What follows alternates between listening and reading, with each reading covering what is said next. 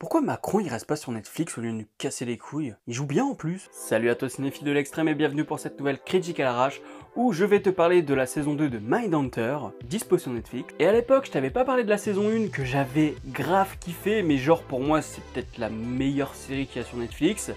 Et là j'ai vu la saison 2 et je me suis dit il faut en parler. Parce que là c'est pas possible, hein, je suis obligé d'en parler. Si tu n'as pas encore vu cette série, il faut vraiment te jeter dessus. Et puis donc, si tu ne l'as pas vue, c'est l'histoire en fait de deux profilers et de leur équipe. C'est adapté d'un bouquin qui lui-même est adapté de la réalité parce qu'en fait c'est les deux profilers qui ont écrit ce bouquin, si je dis pas de bêtises. Et donc ça nous raconte comment cette unité du FBI a vu le jour, comment elle s'est développée. Du coup, on rencontre pas mal de serial killers, hein, notamment Ed Kemper. Et là, dans la saison 2, il y a un épisode où il y a Charles Manson, et putain que c'est bon. C'est tellement la qualité, quoi. En plus, voilà, la réal et la production, c'est David Fincher. Alors, David Fincher n'a pas réalisé tous les épisodes, mais c'est quand même un producteur exécutif et tu sens que il y a la patte Fincher tout le temps, quoi. Mais c'est quand même un peu en dessous de la saison 1 parce que ce que je kiffais avec la saison 1, c'était qu'on suivait le petit Macron. Parce que ce que j'ai adoré dans la saison 1, c'était de suivre Holden dans son travail en fait. C'est-à-dire que à force de côtoyer les mecs totalement névrosés, vu que c'est des serial killers, et ben ça se répercutait sur sa vie privée en fait. C'est-à-dire qu'il était de plus en plus un petit peu dominant avec sa femme, il y avait un petit côté un peu plus SM, et ça c'est un truc qui se débloquait en fonction du rapport qu'il avait avec les serial killers. Et donc je trouvais que c'était méga intéressant d'avoir des discussions avec les serial killers. Dommage, on en a un peu moins dans cette saison 2. Et puis du coup on se retrouvait avec une saison 1 qui graduellement partait dans la névrose totale, dans le truc poisseux, quoi, le truc un petit peu dérangeant, chose qu'on a encore dans la saison 2, mais quand même beaucoup moins. Et si on l'a encore, c'est grâce à Bill. Parce que clairement, dans cette saison 2, c'est lui le personnage principal. Parce que Holden, c'est dommage, à la fin de la saison 1, il se retrouve avec des grosses angoisses. On le retrouve à la saison 2, où on explique justement qu'il a fait des crises d'angoisse. Et c'est pas très exploité, on va pas trop loin avec ça, parce que ce qui est important finalement c'est Bill dans cette saison. Parce que le rapport qu'il a avec les serial killers va, comme avec Holden dans la saison 1, se répercuter sur sa vie privée, notamment avec son fils, et la question de la monstruosité revient sur le tapis. Il y a toujours cette éternelle question de est-ce qu'on est mauvais à la naissance ou est-ce qu'on le devient. Et finalement le fils de Bill, c'est un peu ça quoi, on se dit est-ce que finalement il n'était pas mauvais à la base, mais en même temps on peut pas vraiment le savoir parce que comme c'est un enfant adopté, on peut pas savoir ce qu'il a vécu avec ses parents jusqu'à l'âge de 3 ans, enfin ses parents biologiques. Donc il y a vraiment une grosse question comme ça sur ce qu'est un serial killer, ce qu'est l'humanité, mais ça c'est propre à David Fincher, quoi. C'est un truc qu'on retrouve constamment. Et ce qui est génial, c'est que tu pourrais croire qu'il se passe rien parce que c'est pas très actif. Il y a une fois où bébé Macron il court. Et d'ailleurs c'est très dommage parce que c'est pas Fincher qui réalise cet épisode et j'aurais voulu voir ce que lui aurait fait de cette course en fait, de ce compte à rebours, de cette course contre la montre. J'aurais voulu voir Fincher, voir ce qu'il nous proposait. Parce que là clairement ce que propose notre réalisateur, alors je suis désolé j'ai complètement oublié son nom, mais ce qu'il propose, j'ai l'impression que ça coince avec tout le reste de la saison quoi. C'est-à-dire que on a un truc un peu plus un peu effet pellicule, une pellicule qui est un peu usée. Et c'est dommage parce que c'est dommage.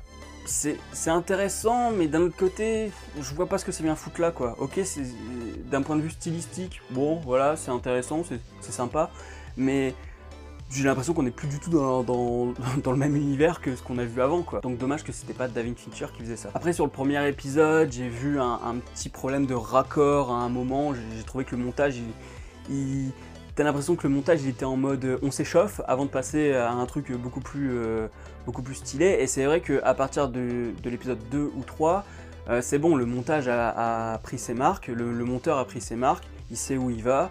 Et c'est impeccable. Bon, j'ai aussi noté un petit faux raccord. Genre dans l'épisode 7 ou 8, il y a la mère du gamin qui est mort, qui passe chez Bill, et puis à un moment ses cheveux ils sont devant son oreille, et sur le plan d'après ils sont derrière son oreille. Voilà, ça c'est des trucs, le script, il est passé à côté, et puis du coup ça fait un faux raccord. et du coup tu fais attention qu'à ça. Donc, mais c'est des petits trucs comme ça, par-ci par-là, qui sont pas dérangeants, parce que la manière dont c'est filmé, la tension qui est imposée par la musique, notamment la musique qui ressemble beaucoup à ce qu'on a eu chez Michael Mann avec Manhunter, premier film avec Hannibal Lecter, et qui adapte le bouquin Dragon Rouge qui a eu sa version par Brett Ratner. Du coup, en termes de mise en scène, quand c'est Fincher, on voit tout de suite les mouvements de caméra, on se régale, on se régale devant tant de magie en fait cinématographique, parce que c'est pas magique vu le propos, mais c'est magique dans la manière dont c'est raconté, quoi. C'est-à-dire que une simple discussion, t'es obnubilé par ce qui se passe. Et ça, tu peux y arriver que si c'est bien filmé, que si c'est bien cadré, que si c'est bien monté, et si c'est pensé. Parce que des discussions comme ça, sinon tu t'en foutrais totalement. Mais là, il y a tellement une ambiance de dingue qui fait que t'es totalement submergé par ce qui se passe, et t'as la boule au ventre, quoi. Vraiment, t'as l'impression d'être là avec les personnages et de vivre le truc. Et la deuxième partie de saison à Atlanta, c'est du caviar en plus quand ils trouvent le serial killer et qu'ils jouent au chat et à la souris avec, mais c'est génial. Franchement, en plus, enfin voilà, même les seconds rôles que tu ne connais pas à la base, ils jouent super bien, quoi. C'est vrai que je l'ai pas noté, mais le gars qui joue Charles Manson, putain. Tu te demandes même si c'est pas Charles Manson en fait, ce qui n'est pas possible parce qu'il est mort, mais tu te dis mais putain, il lui ressemble, et en plus de ça, dans sa manière de jouer, tu regardes des archives de Manson, ouais bah quand même, ça va, ça le fait quoi, c'est réaliste. Donc gros kiff. Après on peut peut-être lui reprocher quand même de pas développer assez l'histoire de la psychiatre, ou alors tout simplement de l'exploiter. C'est-à-dire que limite, moi, je vois pas ce que ça vient foutre là. J'ai quand même l'impression que c'est un peu forcé, en mode bon voilà, on a une femme, elle est lesbienne, il faut qu'on en parle. J'ai vraiment l'impression que c'est forcé, parce qu'à chaque fois, ça vient faire irruption comme ça dans un truc qui s'enchaînait très bien. J'ai l'impression que ça a été limite imposé, et du coup quand c'est imposé, ben, ça se ressent totalement. Ou alors eux-mêmes inconsciemment ils se le sont imposés en se disant il faut quand même qu'on développe ce personnage féminin, mais quand tu le fais parce que tu te sens obligé, et ben tout de suite t'as pas les mêmes motivations, et donc du coup tu sens que ça coince quelque part. Et moi j'ai vraiment senti que ça coinçait là-dessus. Je suis pas en train de dire qu'il faut pas le faire, et si tu veux le faire, il faut le faire mieux. Après, il y a des choses qui sont intéressantes, c'est quand la psy et l'autre membre de la team, ils vont eux-mêmes interroger. Parce que tu vois bien qu'il y a un cheminement à faire, qu'il faut avoir une certaine relation avec ces serial killers pour pouvoir les amadouer, et eux ils l'ont pas nécessairement. Et ça prouve qu'il y a quand même une certaine incapacité, parce que les mecs ils sont pas formés à faire ça. On est limite dans un travail de reconstitution en fait. Et attention, j'utilise le mot reconstitution, mais je suis pas en train de dire que c'est fidèle à la réalité. D'ailleurs je ne sais pas par exemple si l'histoire de l'enfant de Bill, ça s'est vraiment passé, parce que la coïncidence elle est quand même balèze, tu vois, enfin voilà quoi, je ne sais pas où commence la fiction et où s'arrête la réalité, mais c'est pas grave, parce que le principe c'est que même si tu as ce côté un peu reconstitution, on n'est pas là pour te faire un truc réel, quoi. On n'est pas là pour te faire une reconstitution. Certes, Fincher et son équipe ont voulu ce côté reconstitution pour que ce soit le plus proche possible de la réalité, pour vraiment que nous on y croit, mais c'est pas le but premier. Le but premier c'est que tu te sortes mal. Voilà, je pense que j'ai dit l'essentiel. Avec ça, tu devrais avoir envie de regarder cette série, et si t'as toujours pas envie, je sais pas ce qu'il te faut, vraiment. Regarde au moins la bande-annonce si ça peut t'aider, mais il faut vraiment voir cette série. Si t'aimes Fincher, c'est pareil, hein. Enfin, c'est dans la continuité de Seven, Zodiac, Gone Girl, c'est les thématiques préférées de Fincher, et du coup on voit le résultat qui est vraiment incroyable. Et donc si j'ai une note à lui donner sur Captain Watch, ce serait génial.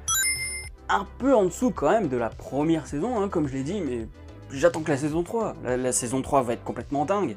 Et la saison 3, on va peut-être s'attaquer à un serial killer qu'on a déjà vu dans cette saison 2, mais qui n'a pas encore été traqué en fait. Qui commence seulement à être traqué, mais finalement c'est Atlanta qui prend le dessus, et du coup il s'occupe d'Atlanta pendant que lui il fait ses trucs de son côté.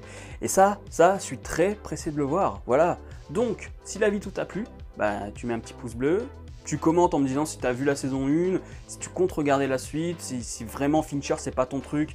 Et je comprendrais parce que c'est un univers assez particulier, hein, c'est-à-dire que moi, quand je regarde Mindhunter, derrière je me dis bah tiens, je vais me faire 3 fois tenter l'accusé, hein. Heureusement que je suis pas parano, et non je suis pas névrosé. N'hésite pas à partager la vidéo, abonne-toi à la chaîne si ce n'est pas encore fait, n'oublie pas d'actionner la petite cloche pour être alerté des prochaines vidéos. Quant à moi je te dis à la prochaine sur la toile. Salut.